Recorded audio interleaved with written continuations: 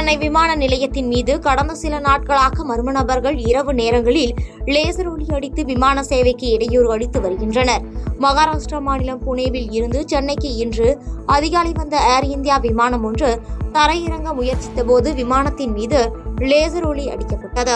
இதனால் அதிர்ச்சியடைந்த விமானி சாதுரியமாக செயல்பட்டு விமானத்தை பத்திரமாக தரையிறக்கினார். இந்த சம்பவம் தொடர்பாக விமான நிலைய அதிகாரிகள் அளித்த புகாரின் அடிப்படையில் பரங்கிமலை கிண்டி போலீசார் வழக்கு பதிவு செய்து விசாரணை நடத்தி வருகின்றனர். எலான் மஸ்கின் ஸ்டார்லிங்க் நிறுவனம் அடுத்த 2 மாதங்களில் இந்தியாவில் தனது சேவையை தொடங்க உள்ளது.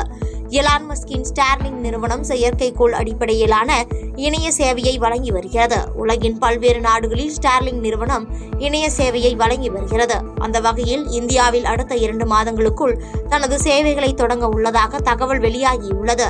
ஸ்டார்லிங்க் சேவையை பெற விரும்பும் பயனர்கள் முதலில் அதன் கருவியை 33,000 ரூபாய்க்கு வாங்க வேண்டும் என்றும் மாதந்தோறும் 3,000ற்கு அன்லிமிட்டெட் இணைய சேவையை பெற முடியும் என்றும் தெரிவிக்கப்பட்டுள்ளது. மேலும் ஸ்டார்லிங்க் நிறுவனம் தனது அறிமுக திட்டத்தின் ஒரு பகுதியாக ஒவ்வொரு டிஷ் வாங்கும் வாடிக்கையாளருக்கும் 1 மாத இலவச சேவையை வழங்க திட்டமிட்டுள்ளது.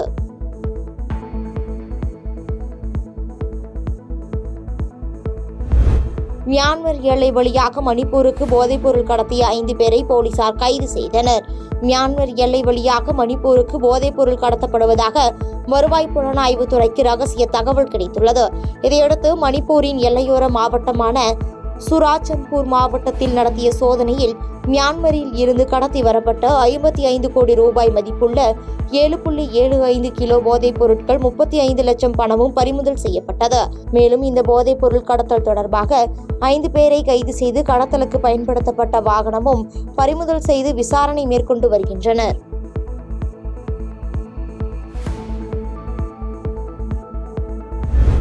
கேரள கடற்கரையில் சிங்கப்பூர் நாட்டுக்குடி பொருத்திய சரக்கு கப்பலில் தொடர்ந்து எரிந்து வரும் தீயை அணைக்க முடியாமல் இந்திய கடற்படை வீரர்கள் போராடி வருகின்றனர். கொலம்பூவில் இருந்து மும்பை துறைமுகம் நோக்கி சென்று கொண்டிருந்த சிங்கப்பூர் கொடி பொருந்திய கேரள கடற்பகுதியில் தீப்பிடித்து எரிந்துள்ளது.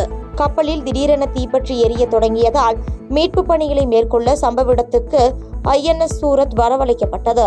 இந்நிலையில் கப்பலில் பயணித்த 22 மாலுமிகளில் 18 பேர் பாதுகாப்பாக மீட்கப்பட்டதாகவும் மீதமுள்ள 4 பேரை மீட்கும் பணிகளில் இந்திய கடற்படை மற்றும் கடலோர காவல் படையினர் ஈடுபட்டு வருவதாகவும் பாதுகாப்புத்துறை தெரிவித்துள்ளது.